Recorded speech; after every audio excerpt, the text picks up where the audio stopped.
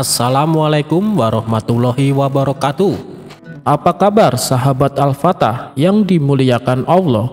Semoga kita dalam keadaan sehat, dilimpahkan rezekinya dan diberikan keberkahan dunia dan akhirat. Amin ya robbal alamin.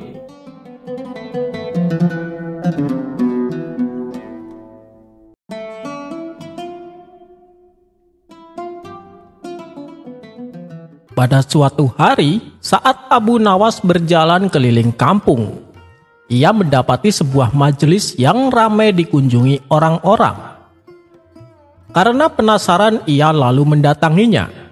Ternyata di sana ada seorang ulama sedang menyampaikan ceramah tentang pentingnya beribadah. Abu Nawas pun tertarik dan ikut duduk di antara para jamaah. Di dalam ceramahnya, sang ulama terus-menerus menekankan kepada orang-orang agar jangan sampai lalai dengan ibadahnya. Kemudian salah satu jamaah bertanya kepadanya, "Wahai Syekh, bagaimana caranya agar kita bisa beribadah dengan khusyuk?" Ulama tersebut menjawab, "Takutlah bahwa siksa api neraka membakarmu, dan satu-satunya yang bisa menyelamatkanmu adalah ibadah yang kau lakukan." Lalu jamaah lain ikut bertanya, "Wahai Syekh, bagaimana caranya agar kita semangat beribadah?" Ulama itu kembali menjawab, "Yakinlah dengan ibadah yang kau lakukan, kau akan masuk ke dalam surga. Istana-istana megah akan kau dapatkan, beserta dengan kenikmatan-kenikmatannya." Abu Nawas yang mendengar hal itu agak kurang sependapat dengan jawaban sang ulama, tapi ia memilih untuk diam. Dan pada keesokan harinya, Abu Nawas kembali mendatangi majelis tersebut. Tapi kali ini, ia membawa obor api di tangan kirinya dan seember air di tangan kanannya. Ia sengaja berjalan mondar-mandir di depan majelis yang dihadiri banyak orang tersebut. Melihat perilaku Abu Nawas ini, sang ulama agak terganggu dan juga merasa heran. "Wahai Abu Nawas, apa yang sedang kau lakukan? Untuk apa kau membawa obor api dan ember air?" tanya sang ulama. "Aku akan membakar surga dengan obor ini, dan aku akan menyiram api neraka dengan air ini," jawab Abu Nawas. Tentu saja jawaban Abu Nawas membuat orang-orang di majelis kebingungan, termasuk sang ulama sendiri. "Apa maksud perkataanmu, Abu Nawas?" tanya sang ulama. "Begini, agar orang-orang yang beribadah tidak lagi mengharapkan surga dan tak lagi mengharap agar diselamatkan dari siksa api neraka," jawab Abu Nawas. "Lalu, apa tujuan manusia beribadah?" tanya sang ulama kembali. "Beribadahlah karena cinta kepada Allah dan mengharap ridhonya. Harapan akan surga dan ketakutan akan api neraka inilah yang justru membuat umat Islam menjadi semakin jauh dari cinta dan kasih kepada Allah. Oleh sebab itu, aku ingin membakar surga supaya sirna segala harapan akan surga. Dan aku juga ingin menyiram api neraka supaya lenyap segala rasa takut umat Islam terhadap panasnya api neraka. Ketika kedua hal itu kulakukan, mungkin umat Islam nanti akan menjadi lebih cinta kepada Allah. Karena cinta itu sendiri tanpa ada pengharapan terhadap surga dan ketakutan terhadap api neraka," jelas Abu Nawas. Begitu mendengar penjelasan Abu Nawas, sang ulama pun takjub dengan cara pikirnya.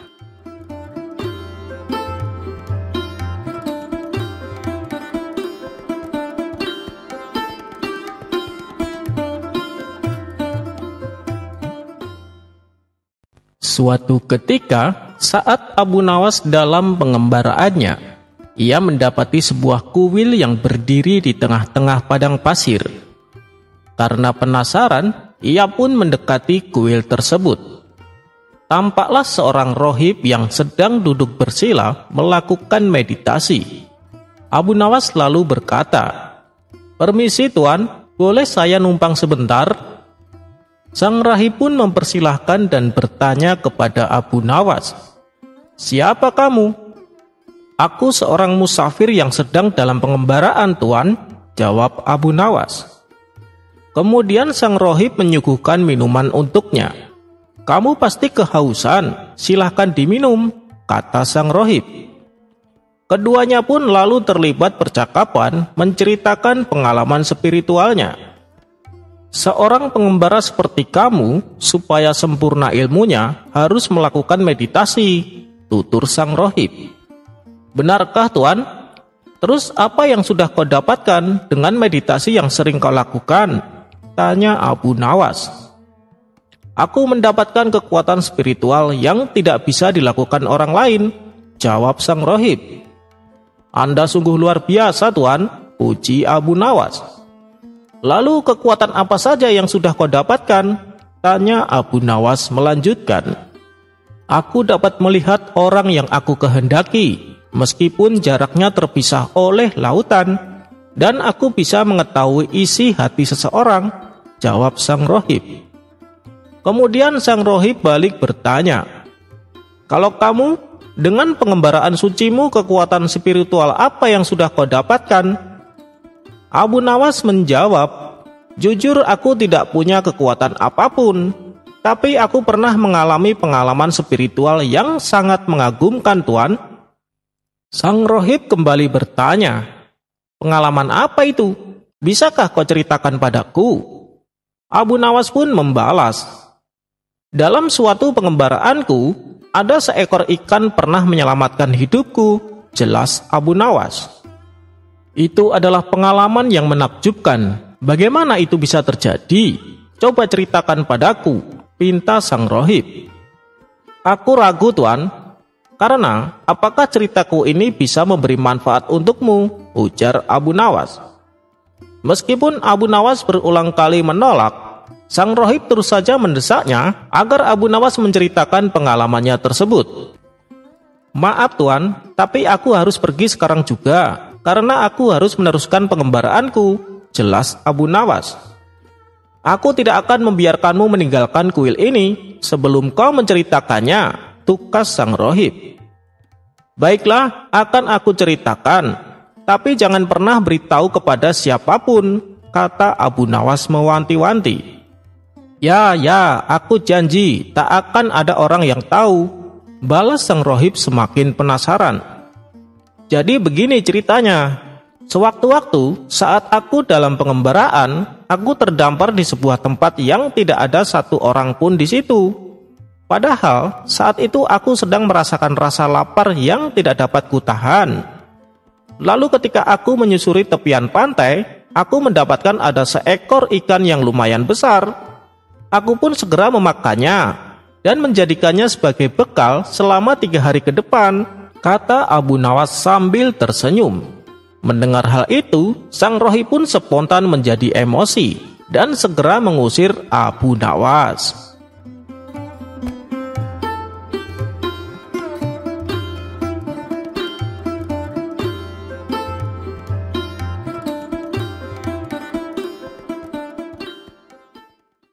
Pada suatu hari, Baginda Raja mengajak Abu Nawas memasuki sebuah kamar mayat, di mana di dalam kamar itu terdapat 3 mayat yang sedang berbaring di ranjangnya masing-masing. Nampak jelas kalau ketiga mayat tersebut meninggal dalam keadaan tersenyum. "Hei Abu Nawas, kau tahu siapa mayat-mayat ini? Kenapa dia tersenyum?" tanya Baginda Raja sambil menunjuk mayat yang pertama. "Yang saya tahu, dulunya dia orang yang rajin beribadah. Mungkin karena dia tahu tempat kembalinya adalah surga, maka dia pun meninggal dengan tersenyum," jawab Abu Nawas. "Oh, begitu ya. Terus kalau mayat yang kedua, kenapa dia juga tersenyum?" tanya Baginda Raja. "Kalau mayat yang ini, semasa hidupnya dulu, dia rajin bersedekah dan rajin sholat malam. Mungkin karena dia tahu tempat kembalinya adalah surga, maka dia pun meninggal dengan tersenyum bahagia," terang Abu Nawas. Lalu, ketika Baginda Raja akan bertanya tentang mayat yang ketiga, ternyata Baginda Raja mengenalinya. Dia ini kan orang ateis, Saya kenal betul orang ini. Tapi kenapa dia meninggal dengan keadaan tersenyum? Bisakah kau jelaskan, wahai Abu Nawas? Tanya Baginda Raja. Sesaat Abu Nawas kebingungan. Kalau ia menjawab karena masuk surga, itu tidak mungkin. Karena menurut ajaran Islam, orang yang tidak mengakui adanya Tuhan akan dimasukkan ke dalam neraka. Kalaupun menjawab tersenyum karena akan masuk neraka, itu juga tidak mungkin. Karena neraka adalah tempat penyiksaan yang sangat mengerikan. Tapi namanya saja Abu Nawas, ia punya jawaban untuk memuaskan rasa penasaran Baginda Raja. Abu Nawas lalu berkata kepada Raja, "Benar sekali apa yang Paduka katakan, ia memang seorang ateis. Adapun dia mati tersenyum karena dia merasa bangga. Sebab dia akan ditempatkan bersama para raja-raja," jelas Abu Nawas. Mendengar jawaban tersebut, Baginda Raja menjadi tersinggung dan sempat emosi. "Hei, Abu Nawas, aku ini orang muslim dan saya mengakui adanya Tuhan. Kenapa mayat orang ateis ditempatkan di tempat yang sama denganku?" protes Baginda Raja. "Yang mulia jangan salah paham. Dia ditempatkan bersama raja-raja zaman dahulu, seperti Raja Fir'aun dan Raja Namrud," jelas Abu Nawas. Spontan Baginda Raja tertawa terpingkal-pingkal.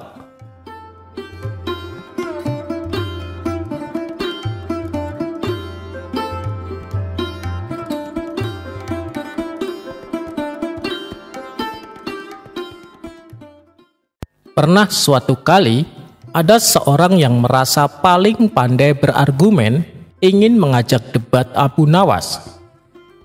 Saking hobinya berdebat dengan orang-orang, apapun topik pembicaraannya selalu saja dijadikan bahan perdebatan. Hingga pada suatu ketika, ia melihat Abu Nawas sedang nongkrong sendirian di warung. Orang tersebut langsung menghampiri Abu Nawas dengan tujuan ingin mengajaknya berdebat.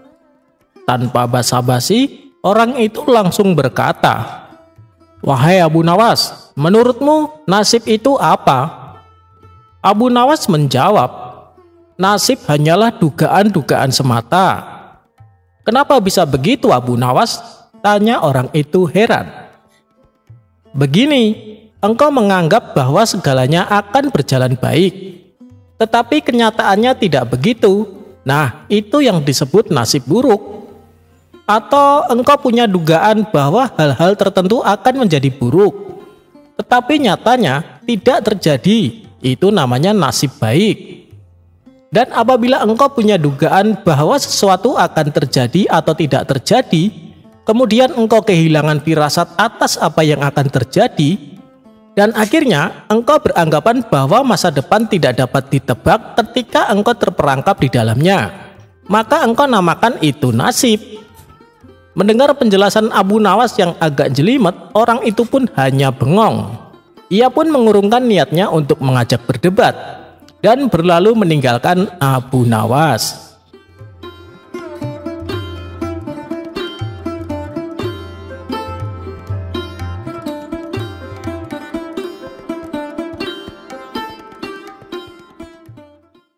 Abu Nawas dan toa masjid. Sudah seminggu Abu Nawas pusing gara-gara perseteruan kepala distrik Karada dengan imam masjid setempat. Rais al-Dairah Ismail al-Barmasi al-Baghdadi, penguasa distrik Karada di Baghdad Selatan, membuat aturan semua masjid di daerah kekuasaannya hanya boleh menyalakan pengeras suara maksimal 30 menit. Dia berdalih, selain suara azan yang merdu dan syahdu, suara-suara lain hanya membuat bising dan mengganggu masyarakat. Apalagi jika pengeras suara diaktifkan sejak pukul 3 dini hari, padahal subuh baru tiba pukul 5. Rais Ismail al-Barmasi sebenarnya hanya ingin bersikap bijak dan menampilkan Islam dalam penuh kesejukan. Meski Muslim adalah mayoritas, banyak juga penganut Kristen, Sabi'in, Yahudi, terutama Majusi tinggal di Karada. Bayangkan jika orang-orang yang tidak ada hubungannya dengan kewajiban sholat subuh ini harus terganggu. Kita sering bilang Islam adalah rahmatan lil alamin, agama yang penuh kasih sayang kepada seluruh makhluk. Tapi bagaimana mau disebut rahmat jika menara-menara masjid mereka menebar suara bising di luar azan sekencang-kencangnya 5 kali sehari, sejak pagi buta sampai pagi buta lagi? Suara azan itu bagus, harus terus kita kumandangkan. Tapi suara-suara di luar azan itu, tanya Ismail dengan bijak. Tapi tidak semua masyarakat menerima argumentasi Ismail. Syekh Yunus, imam masjid terbesar di Karadah, menolak keras. Syekh Yunus berdalih menggunakan pengeras suara adalah bagian dari agama, dan karena itu penggunaannya tidak boleh dibatasi. Dia tidak peduli saat diberitahu pengeras suara adalah bid'ah. Bilal di zaman Nabi tidak pernah menggunakan pengeras suara. Dia tak peduli apakah suara bising dari menara masjid mengganggu tidur masyarakat non-muslim atau tidak. Pokoknya dia yakin semakin keras suara dakwah di menara, semakin kencang dia terbang ke surga. Sebenarnya tak hanya non-muslim yang terganggu. Kaum muslim di Karadah juga banyak yang terganggu. Maklum, sejak pukul 3 pagi suara Syekh Yunus sudah mengudara. Padahal suara tak terlalu merdu juga. Hanya saja karena tubuh Syekh Yunus tinggi besar. Lagi pula dia selalu berteriak-teriak setiap kali diajak berdiskusi. Penduduk Karadah lebih memilih diam. Untuk membuat suasana Baghdad kondusif, Baginda Raja seperti biasa memerintahkan Abu Nawas untuk mengatasi kemelut ini. Ia tak mau kemelut itu menular ke distrik lain. Lalu politik Baghdad jadi riuh. Tugas inilah yang membuat pujangga Baghdad itu awalnya pusing. Tapi bukan Abu Nawas jika tak bisa mengatasi persoalan ini. Diam-diam sejak 5 hari lalu, dia mulai sholat berjamaah di masjid pimpinan Syekh Yunus. Semua gerak-gerik imam masjid itu dia perhatikan. Pujangga cerdik ini mengikuti setiap aktivitas Syekh Yunus layaknya seorang intelijen profesional. Syekh Yunus tentu saja tidak tahu kalau dirinya diawasi. Setelah jamaah bubar, Syekh Yunus tidak langsung pulang. Dia mendekati anjing hitam di halaman masjid sambil berteriak, "Anjing siapa ini?" Abu Nawas yang memang menunggu momen ini, buru-buru menghampiri sang imam sambil pura-pura terkejut. "Oh, maaf wahai imam masjid, itu anjing saya." "Anda bawa anjing ke masjid? Anda tidak tahu bahwa hewan ini najis? Islam melarang pemeluknya memelihara anjing. Barang siapa memelihara anjing, dia akan dikutuk malaikat." "Sabar Pak Haji," jawab Abu Nawas lemah lembut. "Jika membawa anjing dikutuk malaikat, berarti pemuda Ashabul Kahfi juga dikutuk malaikat. Buktinya, mereka bawa anjing tapi masuk surga." Syekh Yunus terdiam. Dia baru tersadar bahwa Al-Quran mengabadikan kisah pemuda saleh Ashabul Kahfi tidur di gua bersama anjing, bukan dengan kucing, apalagi kambing. "Ini bukan anjing sembarangan," lanjut Abu Nawas yang merasa sudah di atas angin. "Dia keturunan langsung anjing yang tidur bersama Ashabul Kahfi. Di antara anjing-anjing yang lain, dia yang paling rajin beribadah dan bertasbih pada Allah." "Anda sudah gila ya? Masa anjing beribadah kepada Allah?" tanya imam masjid sedikit emosi. Abu Nawas buru-buru membacakan dalilnya dalam Al-Quran surat Al-Isra ayat 44 bahwa semua penghuni langit dan bumi, tentu termasuk anjing, bertasbih pada Allah Subhanahu wa Ta'ala. Hanya saja umat manusia tidak mengerti tasbih mereka. Tak lama anjing di depan mereka menggonggong, "Huk, huk." Lalu Abu Nawas mendekatkan kupingnya ke arah anjing itu. "Anjing ini kirim salam pada Pak Haji," kata Abu Nawas usai mendengarkan bisikan anjing di sampingnya. "Tapi dia juga kirim salam kepada perempuan yang Pak Haji ajak jalan-jalan ke pasar 3 hari lalu." Syekh Yunus tentu saja terkejut. Dari mana anjing ini tahu 3 hari lalu dia mengajak jalan seorang perempuan ke pasar? Abu Nawas paham, lelaki di depannya terkejut bukan main. Tapi dia pura-pura santai. Tentu saja Abu Nawas tahu sang imam pergi ke pasar bersama perempuan 3 hari lalu. Bukankah dia menyelidiki gerak-gerik Syekh Yunus dalam 5 hari terakhir? Ini gila, dari mana anjing itu tahu?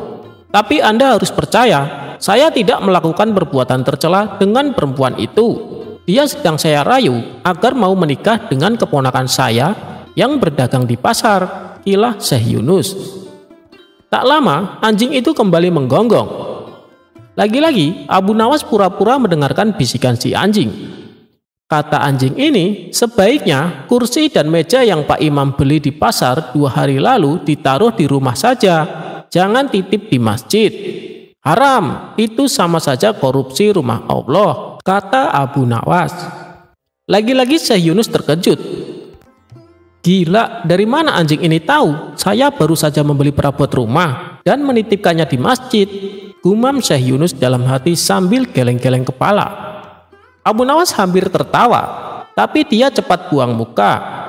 2 hari lalu dia memang tahu sang imam membeli barang lalu menitipkannya di masjid untuk sementara waktu. Anjing itu kembali menggonggong. Abu Nawas mulai menguping lagi. Sang imam mulai gemetar lagi. Rahasia apa lagi yang mau diungkapkan oleh anjing ini? Pikir imam masjid itu. Pak Haji, mohon maaf, barusan anjing sakti ini berbisik. Jika besok subuh Pak Haji menggunakan pengeras suara seperti biasa, alat itu hanya akan mengeluarkan suara anjing. Sebaiknya Pak Haji berhati-hati. Nanti masyarakat menduga Pak Haji main-main dengan agama, kata Abu Nawas santai sambil melepas rantai anjing itu lalu pergi. Syekh Yunus diam mematung, pikirannya berkecamuk. Bagaimana mungkin seekor anjing bisa menebak masa lalu dan masa depannya? Ini gawat, pikirnya. Saat asar tiba, dia mulai ragu menggunakan pengeras suara. Berkali-kali dia mencobanya terlebih dahulu untuk memastikan bukan suara anjing yang keluar. Saat maghrib tiba, keraguannya pada pengeras suara bertambah. Bahkan dia hampir saja tidak berani menggunakan pengeras suara saat azan Isya. Usai sholat Isya berjamaah, sang imam tidak bisa tidur. Ia bengong di masjid. Ketika jam menunjukkan pukul 3 dini hari, tapi tidak seperti biasanya. Dia tak berani beranjak ke mihrab. Syekh Yunus tak bisa membayangkan satu distrik Karadah geger jika dari menara masjidnya terdengar suara anjing menggonggong. Ketika subuh tiba, sang imam benar-benar tak berani menyentuh pengeras suara itu. Dia lalu azan sekencang-kencangnya. Masyarakat yang biasanya tiba di masjid agak terlambat sebab dimanja oleh pengeras suara, malah datang lebih awal. Mereka ingin tahu mengapa suara menggelegar Syekh Yunus pagi itu tak terdengar di menara masjid. Apakah pengeras suara rusak atau sang imam masjid sakit? Lebih heran lagi saat mereka melihat Syekh Yunus azan tanpa pengeras suara. Usai sholat, jamaah mengepung sang imam yang bingung. Apa yang harus dia jawab? Jika dikatakan pengeras suara rusak, jamaah akan tahu ia bohong. Tapi jika dikatakan dia sengaja tak menggunakan pengeras suara, khawatir hanya suara anjing yang keluar, dia bisa dianggap gila. Abu Nawas ngakak sendiri di belakang jamaah, tapi dia tak tega mempermainkan sang imam. Wahai Syekh Yunus yang mulia, perhatikan baik-baik, jelas Abu Nawas dengan nada bijak. Siapa bilang menggunakan pengeras suara adalah bagian dari agama? Buktinya, tanpa pengeras suara, jamaah malah datang lebih awal. Bahkan sholat berlangsung dengan khidmat. Suara Pak Imam malah terdengar asli dan berwibawa. Syekh Yunus menyimak. Para jamaah terdiam. Sholat kita pagi ini membuktikan betapa Islam adalah rahmatan lil alamin. Orang-orang di luar Islam tidak terganggu seperti biasanya, tapi kita malah datang ke masjid lebih awal. Karena iman yang kuat dalam dada Anda semua tetap bisa bangun dan pergi ke masjid tanpa pengeras suara sekalipun, lanjut Abu Nawas.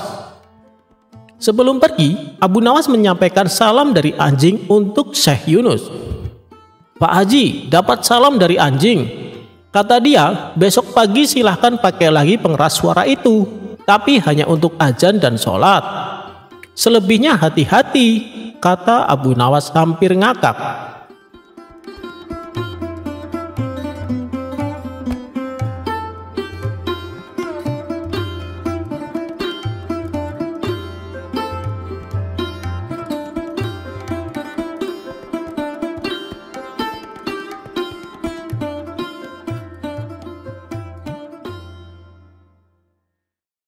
Abu Nawas korbankan seorang maling. Abu Nawas memiliki istri yang galak, penjemburu, dan cerewet.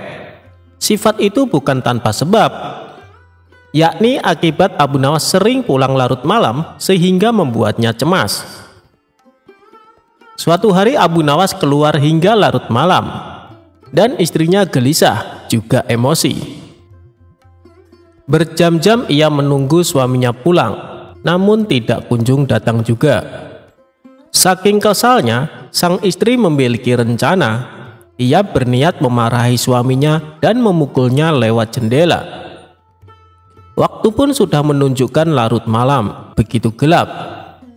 Namun Abu Nawas tetap tidak kunjung pulang. Tiba-tiba saja istrinya mendengar suara seperti ada orang hendak masuk dari jendela rumah yang terbuat dari kayu. Mendengar suara itu, istri Abu Nawas langsung siap siaga melancarkan aksinya. Ia siap-siap memegang balok untuk memberi pelajaran kepada suaminya itu. Ia berpikir Abu Nawas sengaja masuk rumah melalui jendela karena takut dimarahi istrinya. Kemudian masuklah seseorang melalui jendela yang ukurannya relatif kecil itu. Pencahayaannya yang tidak terlalu terang, seketika istri Abu Nawas memukulnya berkali-kali hingga orang itu terkapar lemas tak berdaya akibat pukulannya yang sangat keras. "Ampun, ampun," kata orang yang diduga Abu Nawas. Melihat itu, istri Abu Nawas merasa puas karena misinya berhasil, sehingga orang yang dipukulinya lemas tak berdaya. Dengan nada yang keras, ia meminta orang itu bangun. "Ayo, cepat bangun, lain kali jangan diulangi lagi dengan pulang larut malam," ucap istri Abu Nawas. Namun anehnya, orang itu juga tak kunjung bangun. Istri Abu Nawas pun penasaran dan memeriksanya. Betapa terkejutnya, ternyata orang yang dipukulinya itu bukanlah suaminya, tapi maling yang coba masuk ke rumahnya.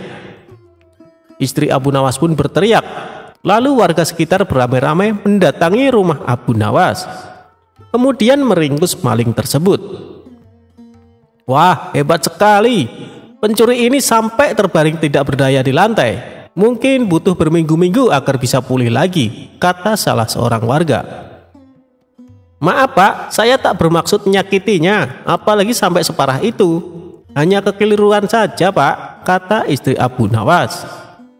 "Keliru bagaimana?" tanya seorang warga.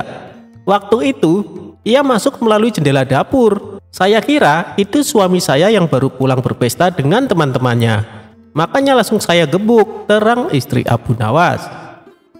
Kemudian tidak lama Abu Nawas pun datang, dan melihat ceritanya itu, ia merasa bersyukur sambil tersenyum kecil, karena bukan dirinya yang dipukuli istrinya. "Untung saja bukan saya yang dihajar, makanya jangan main pukul, beginilah akibatnya," pungkas Abu Nawas.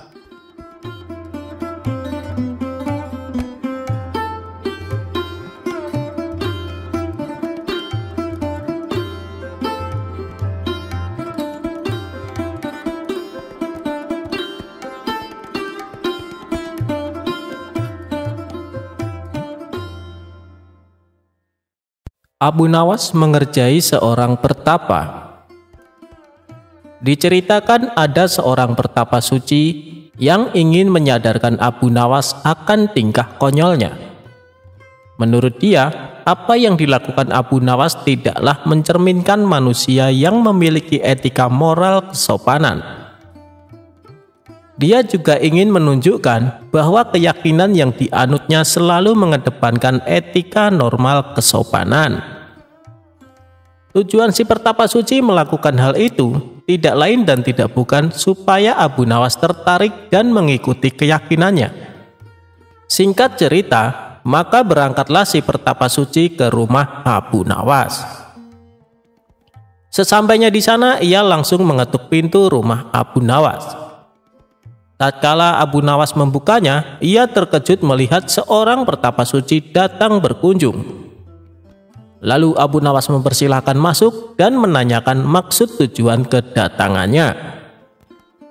Si pertapa suci secara terang-terangan mengatakan, bahwa dirinya ingin mengajari Abu Nawas tentang etika norma kesopanan dalam bermasyarakat.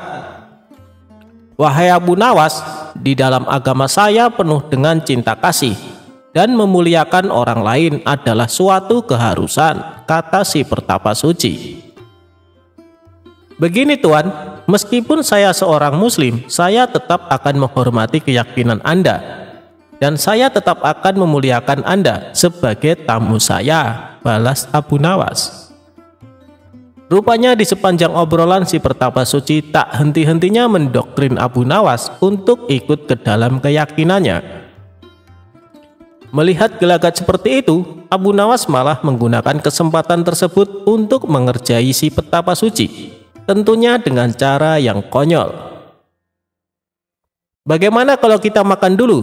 tawar Abu Nawas. "Oh begitu, boleh, saya kebetulan juga sudah lapar," balas pertapa suci. Abu Nawas lalu membawakan 2 piring kosong dan 1 nampan yang berisi 2 daging, di mana kedua daging tersebut yang satunya berukuran kecil dan satunya lagi berukuran besar. Kemudian Abu Nawas memberikan piring kosong untuk pertapa suci dan untuk dirinya. Setelah itu, Abu Nawas mengambilkan daging kecil ditaruh di piringnya pertapa suci, sedangkan untuk dirinya adalah daging yang besar. Melihat itu, pertapa suci pun berkata, "Bukan begitu cara yang benar wahai Abu Nawas, itu tidak sopan dan tidak beretika," tutur si pertapa suci. "Berarti caraku ini salah ya?" tanya Abu Nawas berpura-pura. "Ya Abu Nawas, itulah tujuanku ke sini, untuk mengajarimu bagaimana cara yang benar menghormati seorang tamu," jawab pertapa suci. "Oh begitu ya," balas Abu Nawas sambil mengembalikan kedua dagingnya ke nampan. "Boleh aku bertanya, apa yang kau lakukan jika kau menjadi aku?" tanya Abu Nawas lagi. "Begini caranya Abu Nawas, aku akan mengambil daging yang besar untukmu," kata si pertapa suci. Abu Nawas pun mengikuti dengan mengambil daging besar dan ditaruh di piringnya sendiri. "Lalu aku akan mengambil daging yang kecil untuk diriku sendiri," lanjut pertapa suci. Abu Nawas menurutinya dengan mengambil daging yang kecil dan menaruhnya di piring pertapa suci. "Silahkan dimakan," ucap Abu Nawas langsung menyodorkan. Abu Nawas langsung memakan daging besar yang berada di piringnya, dan si pertapa suci terpaksa hanya mendapatkan daging kecil untuk dimakannya. Setelah selesai makan, Abu Nawas berkata, "Bukankah hasilnya sama saja dengan yang aku lakukan di awal tadi?" celetuk Abu Nawas. Tak lama Abu Nawas kembali berkata, "Apakah kau tahu tata cara makan?" tanya Abu Nawas. "Oh, itu sangat mudah. Pertama saya memanjatkan syukur atas rezeki yang aku dapatkan. Setelah itu, aku memakannya dengan perlahan, serta mengunyahnya dengan mulut tertutup," jawab pertapa suci dengan yakin. "Yang kamu lakukan itu salah," balas Abu Nawas. "Kenapa salah? Itu sudah sesuai etika dan norma cara menghormati sebuah makanan," ujar pertapa suci tidak terima. "Jelas saja itu salah. Harusnya kamu teliti dulu apakah makanan yang kamu dapatkan dari cara yang halal atau cara yang haram. Bila kamu makan makanan yang haram dengan 1000 adab sekalipun, maka itu tidak akan memberi manfaat sama sekali. Makanan haram justru akan menyebabkan hatimu menjadi hitam," jelas Abu Nawas. Merasa dirinya malah dipermainkan Abu Nawas, si pertapa suci akhirnya pamit pulang dan pergi meninggalkan rumah Abu Nawas. Sementara Abu Nawas hanya tersenyum kegirangan.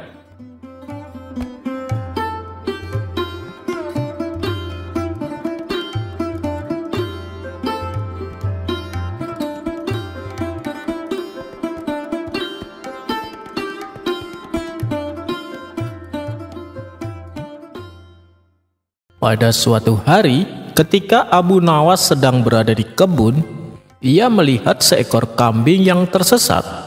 Untuk memastikan bahwa kambing tersebut tidak ada pemiliknya, ia pun tengok kanan kiri melihat sekeliling, tidak ada siapa-siapa. Lebih baik aku bawa pulang saja, pikir Abu Nawas. Tanpa membuang-buang waktu, ia segera membawa pulang kambing tersebut. Kemudian, kambing itu disembelih dan dimasak menjadi hidangan yang lezat.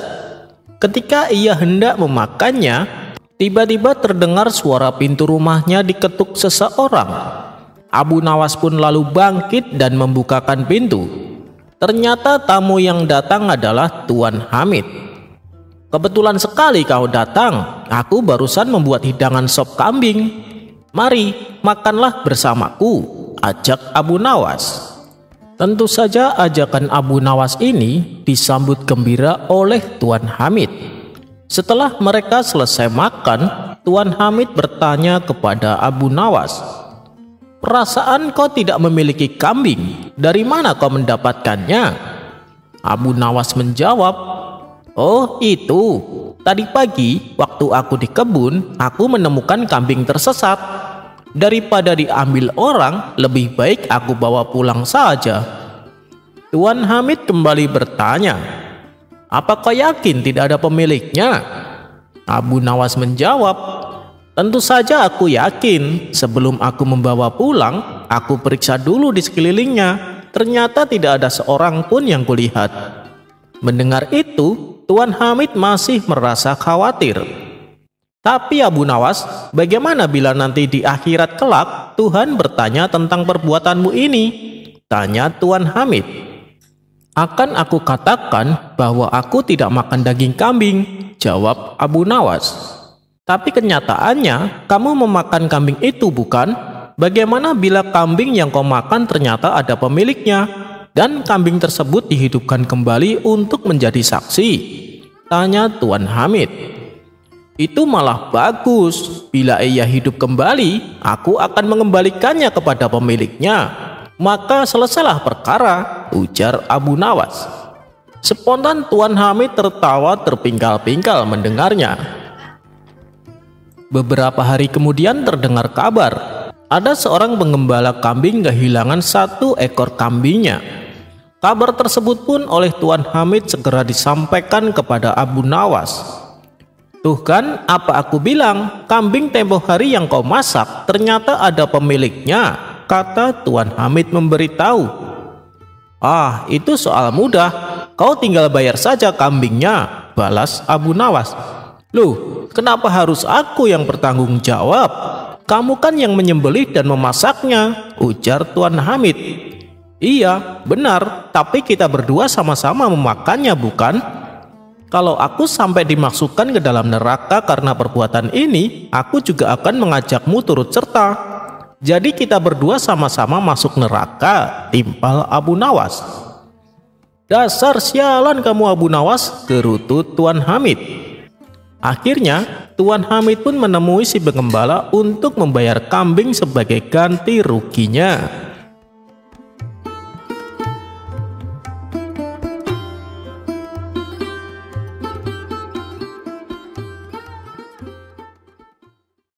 Dikisahkan, ketika Abu Nawas hendak ke rumah Abu Jahil, di tengah jalan ia berpapasan dengan beberapa pengawal istana. "Wahai Tuan Abu, kebetulan sekali kita ketemu di sini. Ada yang ingin saya sampaikan," kata salah satu pengawal. "Memangnya ada penting apa?" tanya Abu Nawas. Kemudian mereka memberitahu bahwa hari ini Abu Nawas diperintah Baginda Raja untuk datang menghadap ke istana. Abu Nawas pun bingung, karena hari ini ia sudah berjanji akan membantu Abu Jahil membetulkan genteng rumahnya yang bocor. Tapi kalau ia menolak perintah tersebut, bisa-bisa Baginda Raja akan menghukumnya. Namun Abu Nawas adalah tipe orang yang selalu menepati janji. Ia pun memilih membantu Abu Jahil daripada menemui Baginda Raja. Akhirnya ia menemukan solusi supaya tidak perlu datang ke istana tanpa mendapatkan hukuman sang raja. Ia lalu berkata kepada para pengawal bahwa dirinya tidak bisa menghadap sang raja karena ada suatu alasan. Mendengar penjelasan Abu Nawas, mereka pun mengucapkan bela sungkawa dan pergi berlalu dari hadapan Abu Nawas.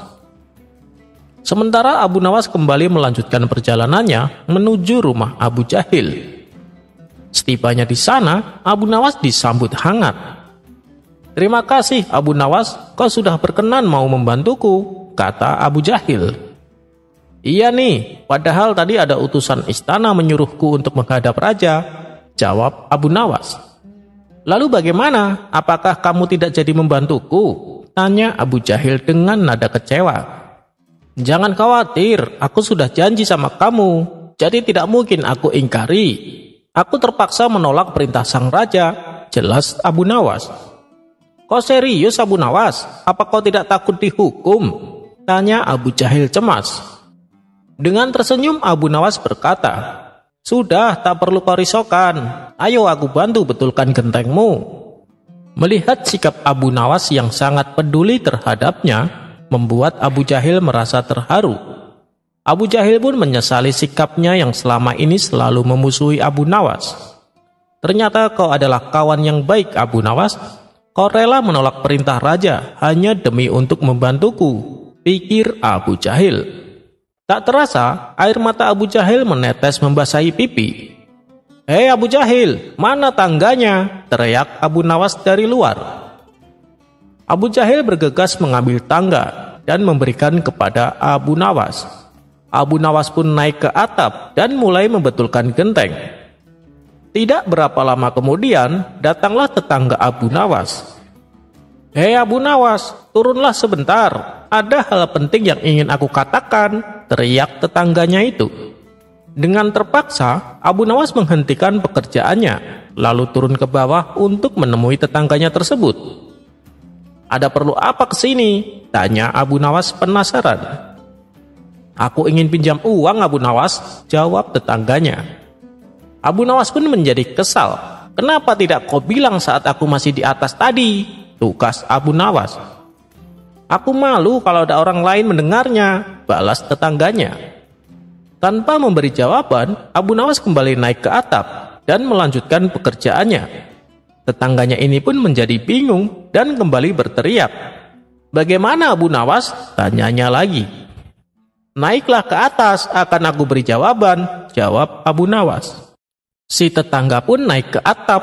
Ketika ia sudah sampai di atap, ia kembali bertanya, "Bagaimana Abu Nawas? Aku ingin pinjam uang kepadamu." Sambil membetulkan genteng, Abu Nawas menoleh ke arahnya. "Aku tidak punya uang," ucap Abu Nawas. "Kenapa kau tidak katakan saat aku masih di bawah?" kata tetangganya merasa kesal. "Aku malu kalau ada orang lain mendengar bahwa aku sedang tidak punya uang," jelas Abu Nawas. Dengan perasaan kecewa, tetangganya ini turun ke bawah dan pergi berlalu. Singkat cerita, setelah pekerjaan selesai, Abu Nawas pun dipersilahkan makan dan diberi upah oleh Abu Jahil. "Terima kasih ya Abu Nawas, kau telah bersedia menolongku," kata Abu Jahil. "Iya, sama-sama," jawab Abu Nawas. Ketika sedang asik-asiknya menikmati makanan, Abu Jahil melihat dari jendela. Beberapa utusan istana berjalan menuju ke arah rumahnya. "Hei Abu Nawas, sepertinya ada orang-orang istana hendak kemari. Sembunyilah, pasti mereka sedang mencarimu," kata Abu Jahil. "Bukan aku yang harus bersembunyi, tapi kamu yang harus sembunyi," balas Abu Nawas. "Maksudmu gimana? Kenapa aku?" tanya Abu Jahil heran. "Begini, tadi pagi waktu aku menolak dipanggil ke istana, aku beralasan kawanku yang bernama Abu Jahil meninggal. Makanya sekarang cepat sembunyi sebelum mereka melihatmu," ucap Abu Nawas. "Jadi tujuan mereka datang kemari untuk melayat jenazahku?" tanya Abu Jahil. "Iya, benar. Ayo cepat sembunyi," perintah Abu Nawas. "Kurang ajar kau Abu Nawas, sudah kubela-belain sampai menangis karena terharu dengan pengorbananmu. Ternyata kau masih saja berbuat usil padaku," kata Abu Jahil geram.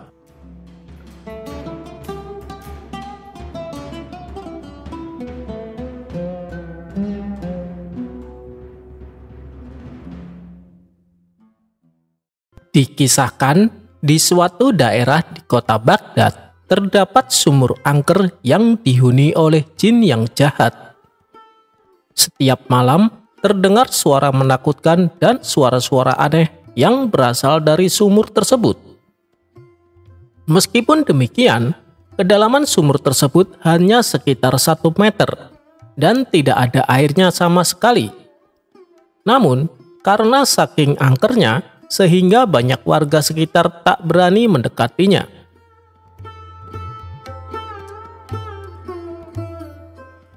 Suatu kali, datang seorang tamu ke rumah Abu Nawas. Dia bernama Abu Jahil. Kemudian ia mengadukan masalahnya tentang sifat sang istri yang sangat cerewet. "Gimana caranya Abu Nawas supaya istri saya tidak ngomel-ngomel terus?" tanya Abu Jahil kepada Abu Nawas. "Kalau soal itu aku tidak tahu, istriku juga sama cerewetnya," jawab Abu Nawas. "Waduh, masa kamu tidak tahu? Kamu kan terkenal cerdik, Abu Nawas," ujar Abu Jahil. "Baiklah, kalau kamu mau, bawa saja istrimu ke sumur tua yang angker itu, lalu kamu jatuhkan dia ke dalamnya," saran Abu Nawas. "Maksudmu, sumur tua yang dihuni jin jahat itu?" "Waduh, bisa-bisa istriku malah mati tenggelam. Aku tidak mau, Abu Nawas," tolak Abu Jahil. "Tenang, istrimu tidak akan tenggelam. Itu kan sumur kering, tidak ada airnya, dan dalamnya juga cuma 1 meter, jelas Abu Nawas. "Tapi apa mungkin bisa berhasil?" tanya Abu Jahil ragu-ragu. "Saya sendiri juga belum tahu, Abu Jahil, tapi setidaknya istrimu akan bertemu jin jahat itu, dan pasti dia akan ketakutan. Mungkin saja karena rasa takutnya itu, sifat cerewet istrimu akan hilang," balas Abu Nawas. "Baiklah kalau begitu, besok saya akan ajak istriku ke sana," timpal Abu Jahil.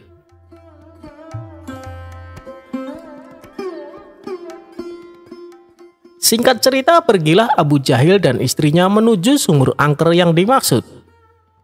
Sesampainya di sana, Abu Jahil segera mendekati bibir sumur tersebut. "Wahai istriku, lihatlah, di dalam sumur ada perhiasan emas," teriak Abu Jahil pura-pura kaget. Mendengar hal itu, sang istri tak sabar ingin ikut melihatnya. Setelah sang istri berdiri tepat di depan sumur, Abu Jahil langsung mendorongnya. Sang istri pun terjatuh ke dalam sumur itu. Bukannya berteriak ketakutan, sang istri malah ngomel terus-terusan tanpa berhenti. "Mana emasnya? Saya tidak melihatnya sama sekali," omel sang istri. Dan ketika jin penghuni sumur mencoba menakuti istri Abu Jahil, ia malah kena semprot omelannya. "Kamu pasti yang menyembunyikan emasnya kan? Cepat berikan padaku. Ayo cepat berikan," hardik istri Abu Jahil. Karena tak kunjung mendapatkan emas, sang istri terus saja mengomel.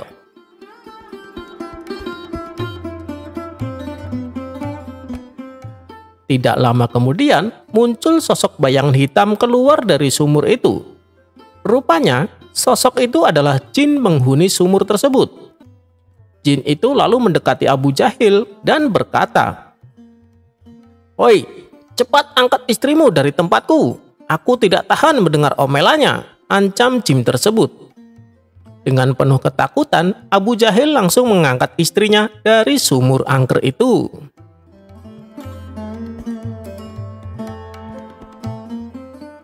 Pada esok harinya, Abu Jahil kembali menemui Abu Nawas dan menceritakan peristiwa yang dialaminya. Spontan Abu Nawas tertawa terpingkal-pingkal. "Ternyata istrimu lebih cerewet daripada istriku. Jin saja sampai tidak tahan mendengar omelannya," seloroh Abu Nawas sambil tertawa terpingkal-pingkal.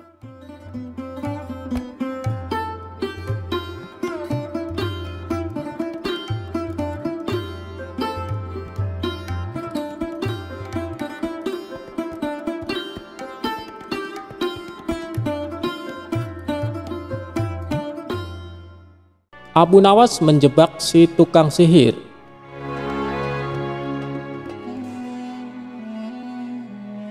Abu Nawas atau dikenal sebagai Abu Ali Al-Hasan bin Hani Al-Hakimi adalah seorang pujangga Arab. Abu Nawas dilahirkan di kota Ahwas di negeri Persia. Dengan darah Arab dan Persia mengalir di tubuhnya. Abu Nawas adalah seorang ulama besar. yang terkenal dengan kecerdasannya dan dipercaya sebagai wali Allah. Dikisahkan, Abu Nawas mempunyai burung nuri yang sangat lucu, dan Baginda Raja ingin memilikinya. Kalau kau berniat menjualnya, jangan ditawarkan kepada orang lain. Tawarkan saja kepadaku. Berapapun harganya, aku akan membayarnya, ujar Baginda Raja kepada Abu Nawas. Abu Nawas tidak menjawab, dia hanya mengangguk. Tapi dalam hati dia berkata, "Mana mungkin aku menjual burung yang tidak berharga ini kepada Baginda," ucap Abu Nawas dalam hati. Keesokan paginya Abu Nawas datang ke istana. Dia datang dengan membawa burung nuri yang diinginkan Baginda itu. Abu Nawas tidak ingin menjualnya. Dia ingin memberikan cuma-cuma kepada Baginda. Tapi di pintu gerbang istana, 2 orang pengawal menahannya. "Siapa kamu? Ada keperluan apa menghadap Baginda Raja?" hardik kedua pengawal dengan wajah bengis. Rupanya, kedua orang pengawal istana tersebut adalah orang kepercayaan Perdana Menteri Abu Dahi yang selalu ingin mencelakakan Abu Nawas. "Aku hendak menyerahkan burung nuri ini kepada Baginda Raja karena beliau sangat menyukainya," jawab Abu Nawas. "Tinggal saja burung jelek itu di sini, biar aku yang menyerahkan kepada Baginda," ucap salah seorang pengawal. Abu Nawas pun menurut. Dalam situasi seperti ini, dia tidak mungkin melawan. Tapi suatu saat mereka pasti akan menemui perbuatannya. Oleh kedua pengawal kepercayaan Abu Dahi, burung nuri Abu Nawas ditukar dengan burung gereja. Setelah itu diserahkan kepada Baginda Raja. Perdana Menteri Abu Dahi yang melihat kejadian itu tersenyum simpul memuji hasil kerja anak buahnya. Berdebah, gigi Baginda gemetar menahan amarah. Dia merasa terhina oleh perbuatan Abu Nawas.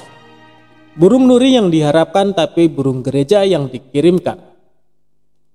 Tanpa menunggu waktu, saat itu juga Baginda mendatangi rumah Abu Nawas. "Abu Nawas, kalau kau keberatan menjual burung nuri kepadaku, aku tidak apa-apa. Tapi jangan kau kirim burung gereja ke istana. Itu suatu penghinaan buatku," kecam Baginda dengan mata memerah menahan amarah. "Begini Baginda," tutur Abu Nawas mencoba meredakan amarah Baginda. "Istana Baginda telah kemasukan 2 orang penyihir yang menjadi penjaga pintu gerbang istana. Kedua orang itu bisa menyihir seekor burung gereja, dan hamba yakin besok-besok kedua orang itu bisa menyihir burung beo menjadi burung nuri. Kalau tidak percaya, tunggulah besok di istana. Baginda akan menyaksikan sendiri betapa hebatnya sihir mereka." Sambil berkata begitu, Abu Nawas mengelus-elus seekor burung beo yang bertengger di depan jendela rumahnya. Burung beo itulah yang akan dibuat menjebak kedua pengawal bengis istana. Pagi-pagi sekali Abu Nawas sudah tiba di istana. Dia membawa burung beo di tangannya. Di depan gerbang lagi-lagi dia dicegat oleh pengawal.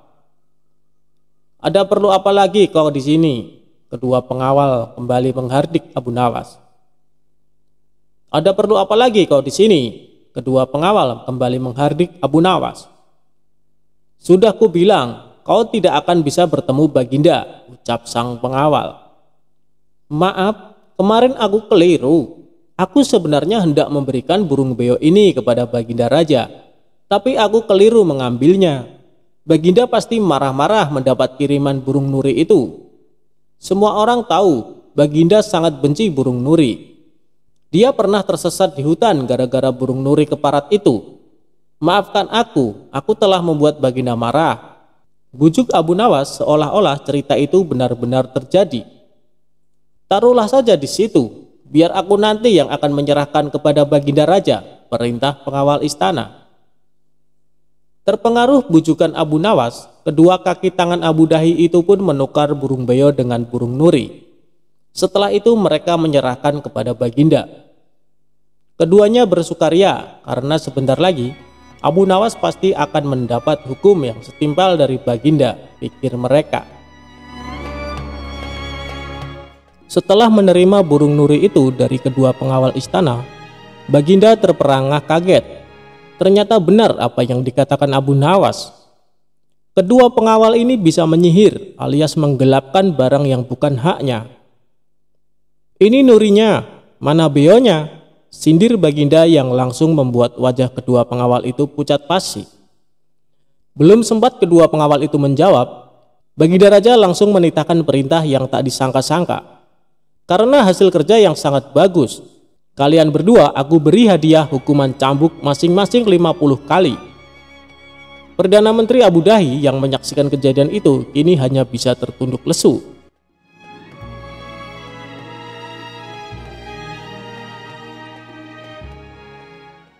Abu Nawas menangkap pencuri dengan tongkat ajaib. Pada suatu hari, kota Baghdad digemparkan dengan terjadinya pencurian di rumah saudagar kaya raya, dan ada sebanyak uang 100 dinar lenyap di gondol pencuri. Nampaknya pencuri tersebut sangat profesional. Buktinya saja sudah banyak petugas dikerahkan untuk mengejar pencuri itu, namun si maling tak kunjung ketangkap. Sang saudagar kaya raya semakin gusar dibuatnya. Bagaimana tidak? Sudah uangnya diambil, kemudian ada rasa penasaran sebenarnya siapa pencuri lihai tersebut. Hebatnya, tak ada satupun pertanda yang bisa dilanjutkan sebagai bahan penyelidikan lebih lanjut. Bahkan meskipun telah mendesak pejabat setempat, tetap saja hasilnya nihil. Pada akhirnya sang saudagar membuat keputusan. Barang siapa yang mencuri hartanya dan dia mau mengembalikan, maka dia akan mendapatkan hak separuh dari harta yang dicuri tersebut. Namun meskipun sudah diberikan pengumuman tersebut, si pencuri tak kunjung memperlihatkan batang hidungnya. Bahkan si pencuri ini merasa nyaman dan aman karena tak satupun orang yang mengetahui ulahnya. Tidak putus asa, sang saudagar akhirnya membuat sayembara baru. Barang siapa yang berhasil mendapatkan pencuri tersebut, maka dia akan mendapatkan seluruh harta tersebut. Tentu saja sayembara ini sangat menarik warga Baghdad. Banyak sekali orang-orang yang mendaftar untuk ikut andil bagian, termasuk si pencuri itu sendiri. Awalnya si pencuri berniat untuk meninggalkan kota Baghdad dengan membawa harta curiannya. Namun setelah dipikir-pikir, kepergiannya hanya akan membuka aibnya. Karena itu, si pencuri mencoba bertahan di kota dengan ikut-ikutan menjadi peserta sayembara. Dia semakin merasa aman saat berkumpul dengan peserta sayembara. Dia sangat yakin kedoknya tidak akan terbongkar. Begitu melihat hasil yang belum jelas terlihat dari sayembara yang sudah dibukanya, sang saudagar akhirnya mendesak sang hakim untuk mendatangkan Abu Nawas. Namun sayangnya, Abu Nawas pada hari itu sedang berada di Damaskus dan baru bisa pulang pada esok harinya. Semua harapan bertumbuh pada Abu Nawas. Kasak-kusuk begitu gencar di kalangan warga. Mereka menebak apakah Abu Nawas mampu menguak teka-teki tersebut. Sementara itu, si pencuri hatinya menjadi ciut karena dia tahu bagaimana kemampuan Abu Nawas dalam memecahkan masalah. Pada keesokan harinya, Abu Nawas datang dengan membawa tongkat banyak sekali. Dan kemudian dia membagikan tongkat-tongkat tersebut kepada semua yang hadir sambil berpesan, "Tongkat-tongkat ini sudah saya mantrai. Kalian bawa pulang. Besok bawa kembali ke sini. Jika salah satu di antara kalian pencurinya, maka tongkat akan bertambah 1 telunjuk. Yang bukan pencuri maka tidak usah khawatir," ujar Abu Nawas. Kemudian semua warga pulang dan si pencuri bingung bagaimana bisa lolos di esok hari. Setelah memeras otak, dia memutuskan untuk memotong tongkat tersebut sepanjang telunjuk jarinya. Keesokan harinya, semua warga berkumpul dan mengembalikan tongkat kepada Abu Nawas. Pada saat menerima tongkat dari pencuri tersebut, Abu Nawas langsung menangkapnya karena tongkatnya menjadi lebih pendek. Kemudian si pencuri diadili dengan seadil-adilnya. Akhirnya Abu Nawas berhak menerima uang 100 dinar tersebut.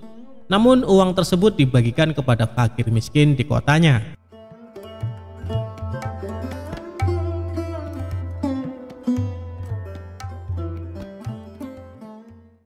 Abu Nawas jual arak. Sang raja jadi marah besar.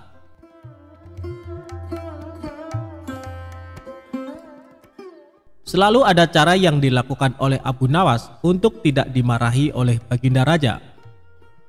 Setiap perbuatan yang dilakukan pasti ada saja kesalahan yang membuat sang raja marah. Namun bukan Abu Nawas jika tidak bisa membuat sang raja menjadi marah karena perbuatan Abu Nawas. Abu Nawas sendiri menjadi terkenal karena puisinya yang jenaka dan lucu. Tidak berhubungan dengan tema-tema tradisional seperti tema padang pasir, tetapi juga berbicara tentang kehidupan kota dan menyanyikan kegembiraan meminum anggur, serta cinta dari anak laki-laki muda dengan humor nakal. Kisah Abu Nawas kali ini menceritakan sang raja marah besar karena kedapatan Abu Nawas menjual arak. Suatu saat Abu Nawas kepergok membawa botol arak berwarna merah dan sang raja menegurnya. Namun Abu Nawas menyangkal kalau dia membawa arak. Dia menyebutnya air susu yang pemalu. Kecerdasan Abu Nawas benar-benar menghibur baginda raja. Suatu ketika sang raja murka melihat pekerjaan pengawal kerajaan tidak beres. Setelah diselidiki, para pengawal itu ternyata sedang mabuk-mabukan. "Wahai para pengawalku semua, sudah sering kuingatkan kau jangan sering mabuk-mabukan," ujar baginda raja.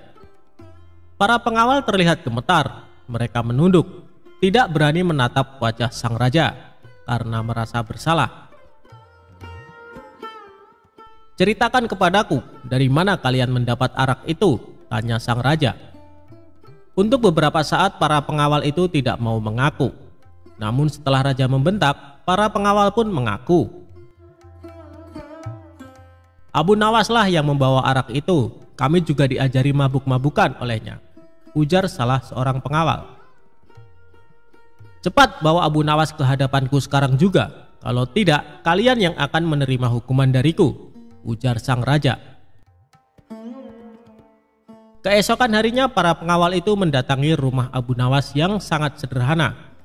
Sesampainya di rumah Abu Nawas, salah seorang pengawal berkata, "Bawalah botol ini dan katakan ini semua atas perintahmu." "Tunggu dulu, dengan minuman arak ini aku pasti dihukum oleh raja," kata Abu Nawas. "Jika engkau lolos dari hukuman raja, aku akan memberimu sejumlah dinar," ucap sang pengawal.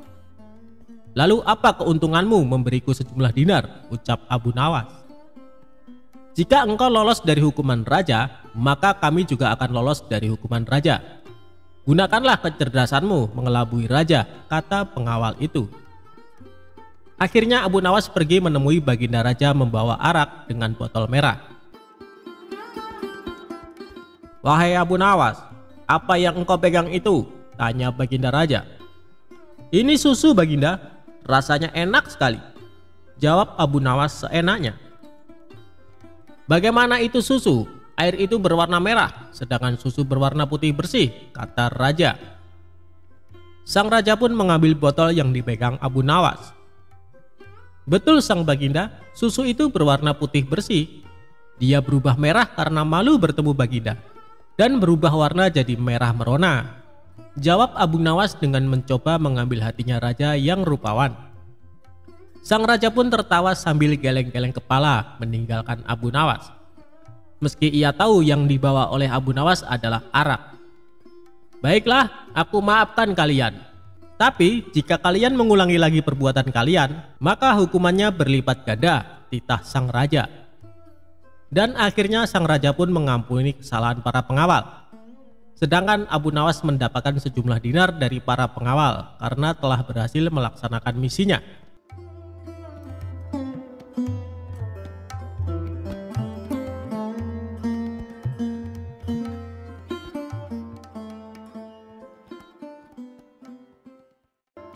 Ketika Abu Nawas disuruh khutbah Jumat.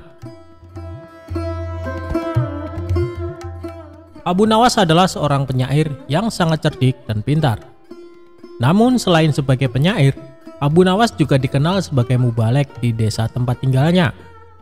Oleh sebab itu, suatu ketika Abu Nawas diminta untuk menjadi imam ketika hendak sholat Jumat. Selain itu, pada waktu tersebut Abu Nawas juga diminta mengisi khutbah Jumat untuk memberikan ceramah keagamaan. Setelah mandi dan berpakaian rapi, Abu Nawas pun mulai melangkahkan kakinya menuju ke masjid. Ketika sampai di masjid, tidak lama kemudian terdengar suara azan. Tak lama berselang, datanglah masyarakat yang beragama Muslim dengan sangat ramai. Karena yang menjadi khotib kali ini adalah Abu Nawas, maka banyak sekali masyarakat Muslim yang datang ke masjid. Ceramah dan khutbah Abu Nawas sangat disenangi oleh masyarakat kala itu. Sebab dalam setiap ceramah keagamaan yang disampaikan oleh Abu Nawas sangat relevan terhadap isu-isu yang sedang berkembang. Akhirnya, waktu yang ditunggu para jamaah pun tiba. Abu Nawas naik ke mimbar dan segera memulai khutbahnya. Khutbah tersebut dimulai dengan salam dan berlanjut pada materi yang akan disampaikan oleh Abu Nawas. Namun, pada saat berkhutbah, Abu Nawas melihat para jamaahnya yang mengantuk bahkan sampai tertidur. Melihat hal itu, kemudian Abu Nawas berteriak, "Api, api, api!" dengan sangat keras. Hal tersebut sontak membuat para jamaah sangat terkejut dan berdiri mencari keberadaan api tersebut. Bahkan ada juga jamaah yang hanya saling pandang satu sama lainnya. Kemudian ada salah seorang jamaah yang menanyakan, "Di mana apinya?" kepada Abu Nawas. Walau ada jamaah yang berkata demikian, tapi Abu Nawas tetap melanjutkan khutbahnya. Kemudian keluarlah perkataan dari Abu Nawas, jika ada api yang dahsyat di neraka bagi mereka yang lalai dalam beribadah. Maksud dari teriakan api, api, api dari Abu Nawas adalah api neraka tersebut. Barang siapa yang lalai dalam beribadah, maka ia akan merasakan panasnya api neraka. Usai melakukan ceramah tentang api neraka, kemudian Abu Nawas menutup khutbahnya dengan lantunan doa-doa. Setelah itu, Abu Nawas memimpin sholat Jumat dengan khusyuk dan diikuti oleh para jamaah. Ketika salat, para jamaah masih teringat dan terngiang-ngiang dengan api neraka yang dikatakan oleh Abu Nawas dalam khutbahnya. Walau awalnya terkesan gagal dalam memberikan ceramah keagamaan karena banyak yang mengantuk dan tertidur, namun sesungguhnya Abu Nawas berhasil membuat para jamaah untuk selalu rajin beribadah. Sebab para jamaah selalu ingat dengan khutbah Abu Nawas, di mana saat itu ia mengatakan mereka yang malas beribadah akan merasakan panasnya api neraka.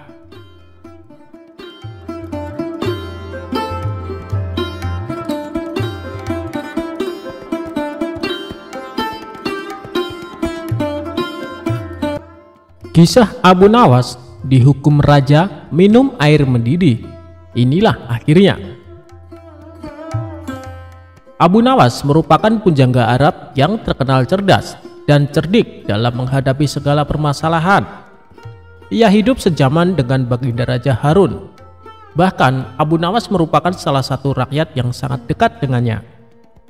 Di sisi lain, ia juga salah satu warganya yang sering mendapatkan hukuman dari baginda raja.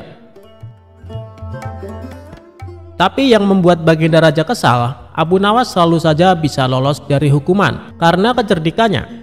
Dan kali ini Abu Nawas kembali melakukan kesalahan. Abu Nawas ketahuan prajurit istana tengah menenggak minuman keras.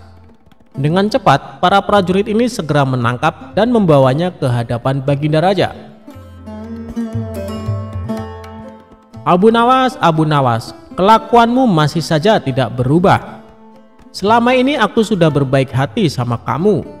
Aku sengaja meloloskanmu dari hukuman karena kamu selalu berjanji tidak akan mengulanginya. Tapi kali ini sudah tidak bisa ditolerir lagi. Apapun alasanmu, kamu tetap akan saya hukum, ucap baginda raja. Sementara Abu Nawas hanya terdiam, kepalanya tertunduk tak berani menatap. Kira-kira hukuman apa yang pantas diberikan supaya Abu Nawas kapok dengan perbuatannya? Tanya Baginda Raja kepada penasehat istana. Kemudian penasehat istana mengusulkan, bagaimana kalau Abu Nawas dihukum dengan cara minum air yang mendidih? Ternyata usulan tersebut langsung diterima Baginda Raja. Usulanmu bagus sekali, saya setuju denganmu, kata Baginda Raja. Seketika Abu Nawas langsung pucat, tubuhnya menjadi gemetaran karena sama saja ia akan dihukum mati. Ampun Paduka yang mulia, hamba mohon keringanan hukuman, minta Abu Nawas. Keputusanku sudah bulat Abu Nawas, dan tak bisa ditawar-tawar, balas Baginda Raja. Baiklah Paduka, kalau itu memang sudah keputusan Paduka, saya terima dengan berat hati. Tapi sebelum saya menjalani hukuman, izinkan saya menemui istri dan anak-anak saya untuk berpamitan, ujar Abu Nawas. Sejenak Baginda Raja terdiam. Ia heran dengan kata-kata Abu Nawas yang berpamitan. Maksudnya bagaimana Abu Nawas? Tanya Baginda Raja merasa heran. Begini Paduka, apabila air mendidih masuk ke dalam perut, bukan hanya lidah dan bibir saja yang akan melepuh, tapi semua organ tubuh di dalamnya juga ikut melepuh. Tidak menutup kemungkinan saya akan mati saat itu juga, jelas Abu Nawas. Baginda Raja pun terkejut, ia tak menyadari akan hal itu. Kasihan juga Abu Nawas, tapi masa saya harus menarik kembali ucapan saya? Itu tidak mungkin. Martabat saya sebagai raja akan jatuh, pikir Baginda Raja. Baiklah Abu Nawas, saya penuhi permintaanmu. Sekarang juga kamu pulang, tapi besok kamu harus sudah ada di sini, titah Baginda Raja. Abu Nawas pun lalu pamit pulang.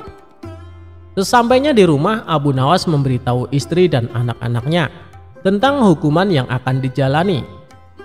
Mengapa Baginda Raja sekejam itu? Kata istrinya tak terima. Sudahlah wahai istriku, bila memang ini sudah takdirku untuk mati, saya harap kamu dan anak-anak mengikhlaskan kepergianku, tutur Abu Nawas.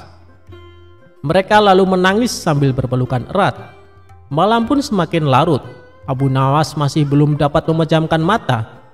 Ia terus meratapi nasib yang tengah dihadapinya.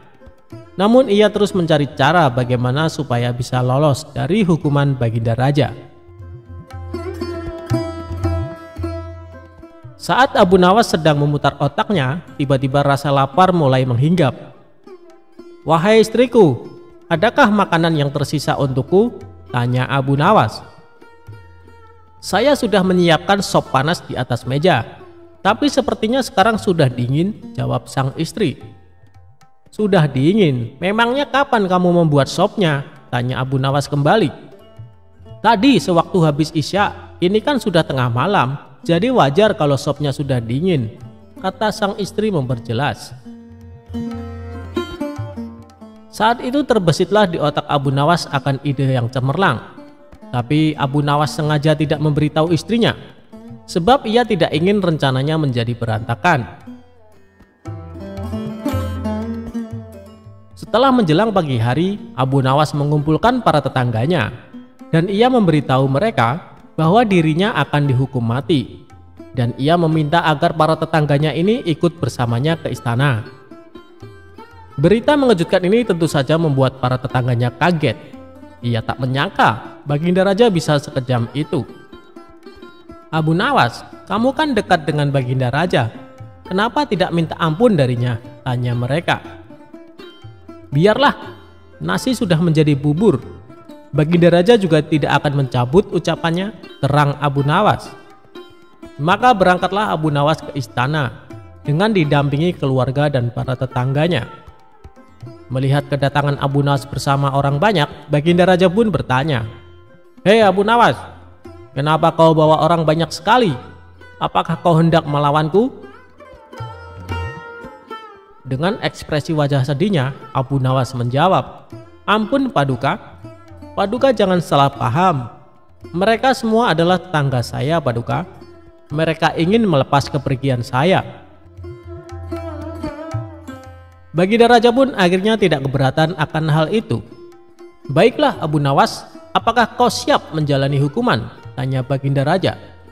"Saya siap Paduka, silahkan bawa kemari air mendidihnya," balas Abu Nawas.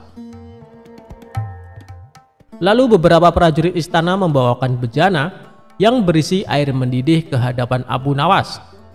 "Sekarang kamu minum air mendidih itu, Abu Nawas," kata Baginda Raja.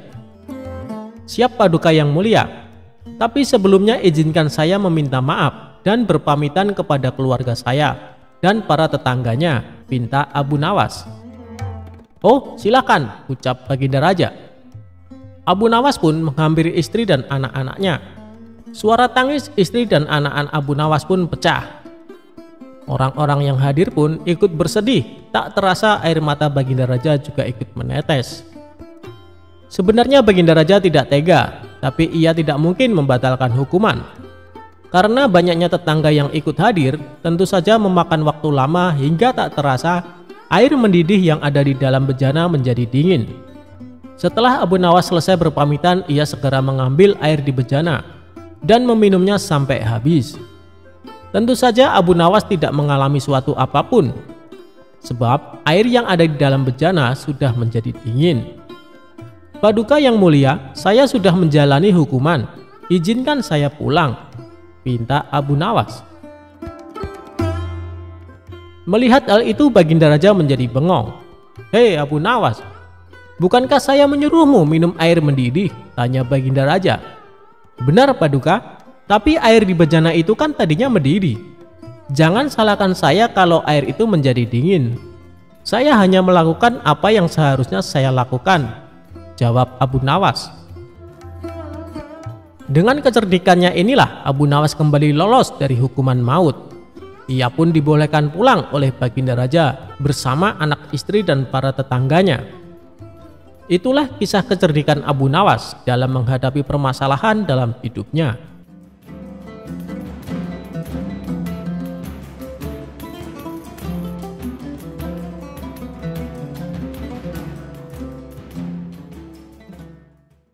Dikisahkan, suatu ketika Abu Nawas dan sahabatnya ini melancong ke negeri seberang. Di sana mereka menghabiskan waktunya dengan mengunjungi tempat-tempat wisata.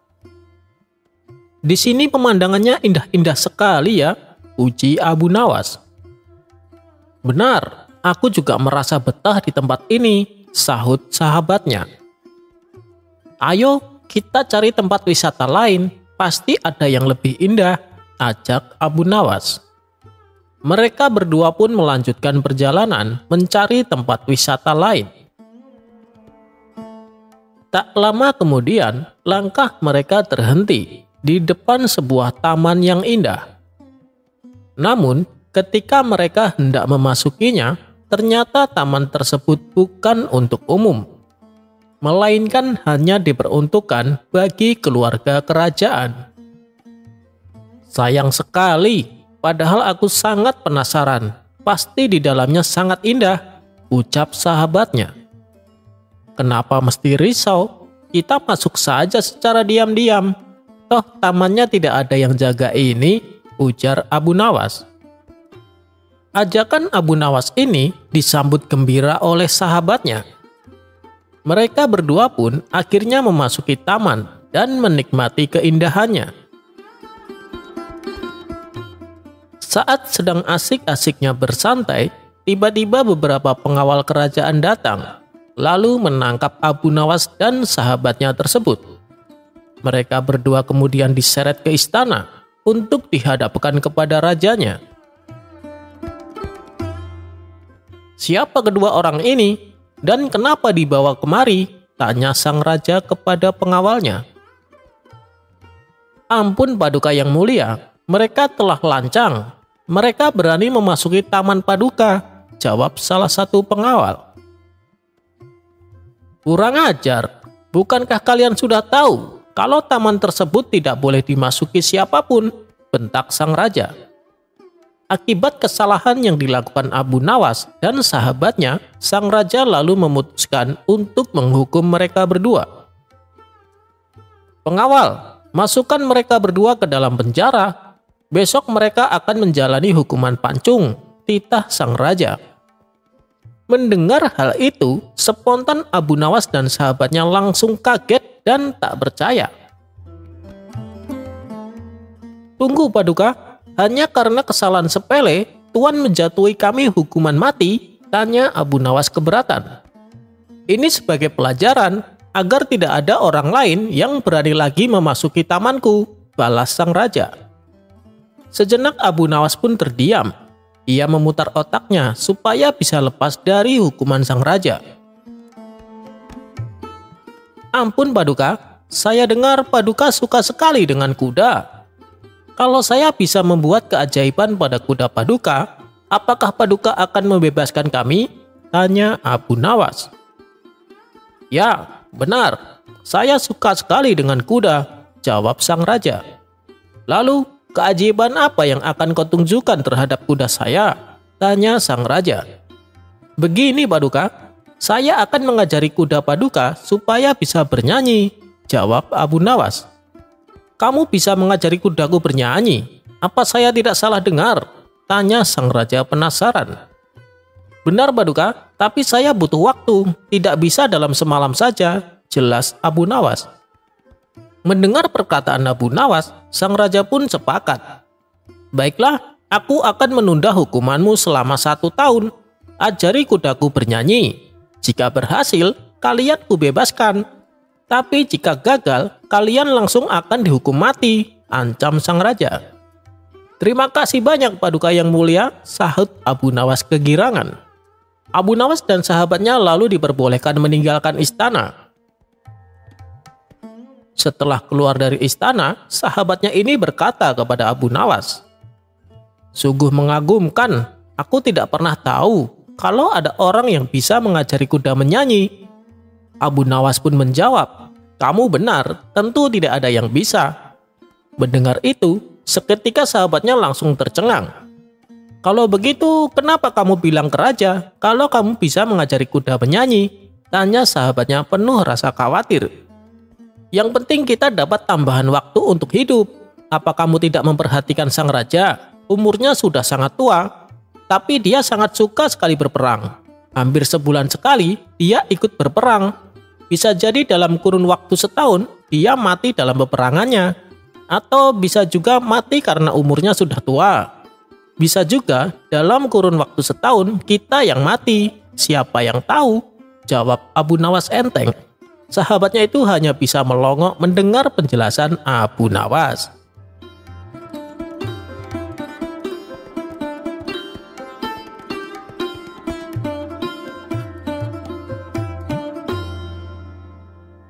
Karena seringnya membongkar kasus penipuan, membuat komandan prajurit mendapat penghargaan dari Baginda Raja. Dan berkat sepak terjang sang komandan, maraknya kasus penipuan berangsur-angsur menurun. Saat prosesi pemberian penghargaan berlangsung, Baginda Raja berkata, "Kamu hebat, tidak salah aku mengangkatmu sebagai komandan," puji Baginda Raja. Ia pun memberikan hadiah 50.000 dinar sebagai penghargaan atas jasa sang komandan. "Cara apa yang kamu gunakan sehingga bisa dengan cepat memberantas banyak kasus penipuan?" tanya Baginda Raja. Dengan sombongnya sang komandan menjawab, "Itu mudah saja Paduka. Saya sudah tahu berbagai macam trik tipuan, makanya dengan mudah bisa saya tuntaskan. Saya ini orangnya tidak bisa ditipu Paduka," ucap sang komandan. Baginda Raja pun memuji kinerjanya sebagai komandan prajurit yang berprestasi. Sementara Abu Nawas yang juga hadir berkata di hadapan Baginda Raja, "Pekerjaan seperti itu menurut saya sangat mudah dan tidak berat." Perkataan Abu Nawas ini membuat sang komandan merasa tersinggung. Abu Nawas, kamu berkata demikian karena kau tidak bisa menipuku," ujar sang komandan. Kamu mungkin bisa menipu semua orang, bahkan kepada Paduka yang mulia. Tapi ketahuilah, kau tidak akan bisa menipuku, kata sang komandan melanjutkan. Sayang sekali aku tidak bisa meninggalkan istana begitu saja. Kalau tidak, tentu pasti aku akan bisa menipumu dengan sebuah pohon yang bisa berbicara, timpal Abu Nawas. Mana ada pohon bisa berbicara, kamu jangan menghayal Abu Nawas, balas sang komandan. Aku bisa membuktikannya dengan membawa pohon itu kemari, sahut Abu Nawas. Kalau begitu ayo kita buktikan, aku tunggu di sini. Pergilah dan ambil pohon itu, lalu kembalilah kemari, balas komandan. Tidak lama kemudian, Abu Nawas bertanya kepada Baginda Raja, "Bagaimana Paduka? Apakah Paduka mengizinkan saya pergi sebentar untuk mengambil pohon yang bisa berbicara?" Baginda Raja pun menjawab, "Silahkan Abu Nawas, pergilah dan ambillah pohon itu." Setelah mendapat izin dari Baginda Raja, Abu Nawas pun berkata, "Baiklah wahai komandan, tunggulah aku di sini. Aku akan segera kembali dengan membawa pohon yang bisa berbicara," tutur Abu Nawas. Maka pergilah Abu Nawas meninggalkan istana. Namun, setelah 1 jam 2 jam berlalu, Abu Nawas tak kunjung datang. Sampai waktu malam tiba, sang komandan masih menunggu. Tapi Abu Nawas tak datang juga. Karena dirasa Abu Nawas tidak akan datang, sang komandan berkata kepada Baginda Raja, "Sepertinya Abu Nawas tidak berani datang, Paduka. Dia pasti takut karena ketahuan bohongnya. Kalau dia berani, pasti dia sudah datang dan membuktikan ucapannya," kata sang komandan merasa bangga.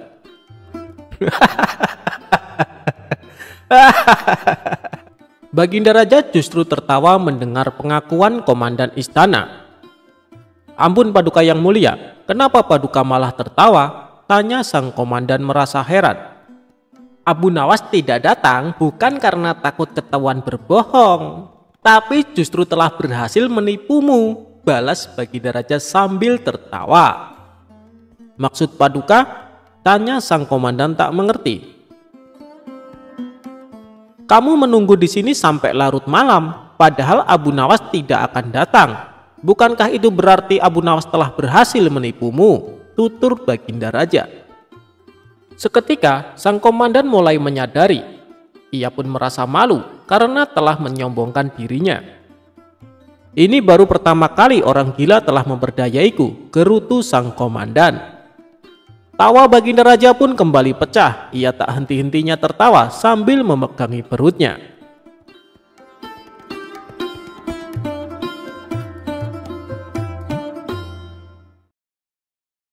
Mencari kambing besar bertanduk lebar.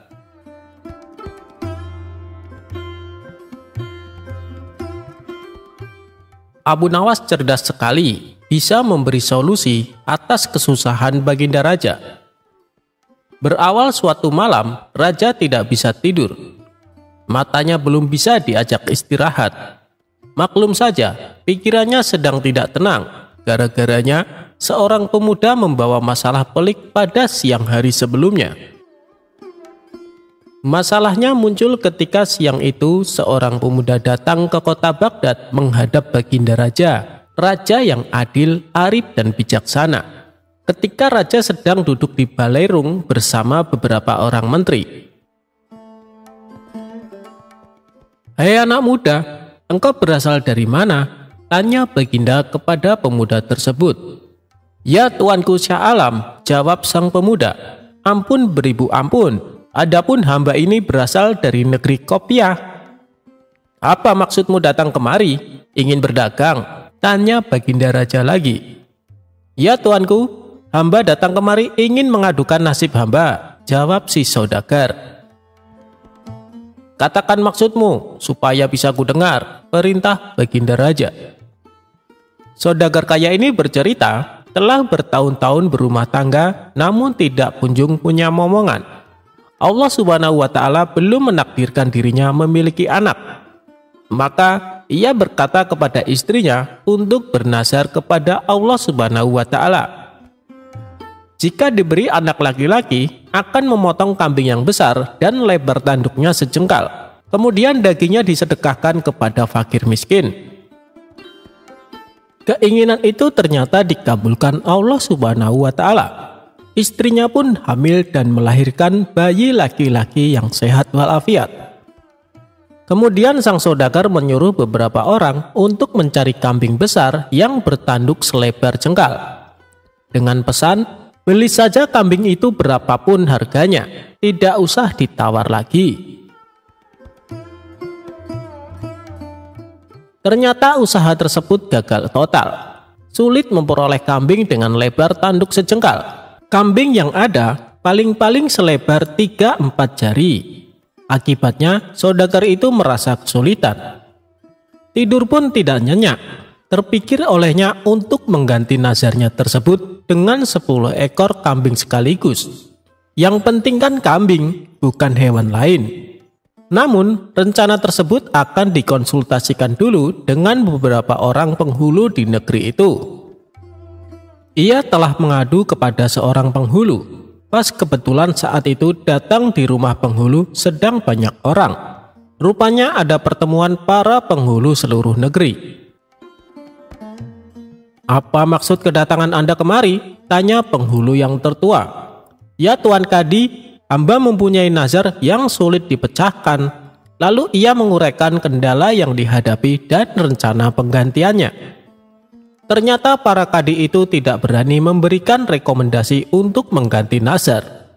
Mereka bahkan menyuruh saudagar tersebut terus mencari kambing bertanduk sejengkal, dimanapun dan kemanapun sesuai nazar semula.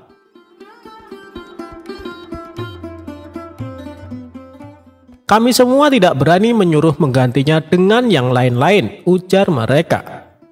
Kenyataan itu makin menambah berat beban saudagar tersebut. Ia pun mohon diri pulang ke rumah. Nah, itu sebabnya dia memutuskan menghadap Baginda Raja.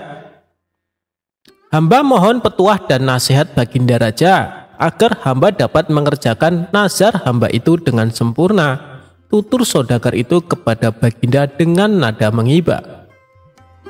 "Baiklah, datanglah besok pagi. Insya Allah aku dapat memberi jalan keluar," janji Baginda Raja. Saudagar itu pun mohon pamit dengan meninggalkan beban bagi Baginda Raja. Dia bingung memikirkan nazar saudagar tersebut. Sepanjang siang dan malam ia tidak dapat memicingkan matanya.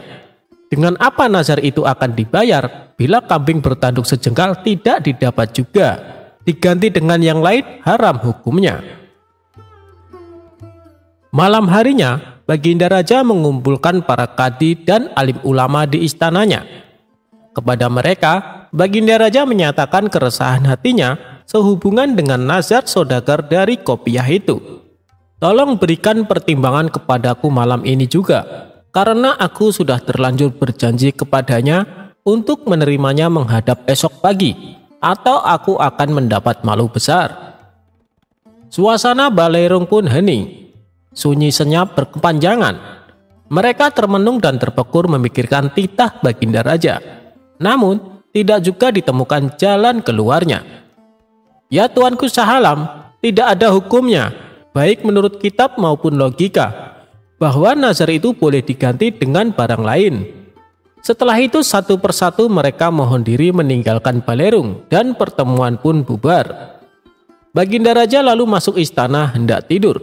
Tetapi yang diceritakan tadi, mata Baginda Raja tidak mau diajak kompromi, karena otak masih terfokus pada masalah nazar dan malu besar yang akan dihadapinya esok pagi. Menjelang subuh, Baginda Raja pun teringat kepada Abu Nawas. Tidak ada manusia yang dapat memutuskan hal ini selain Abu Nawas, pikirnya dengan sukacita. Setelah itu barulah Baginda Raja dapat memicingkan matanya. Tidur pula sampai pagi.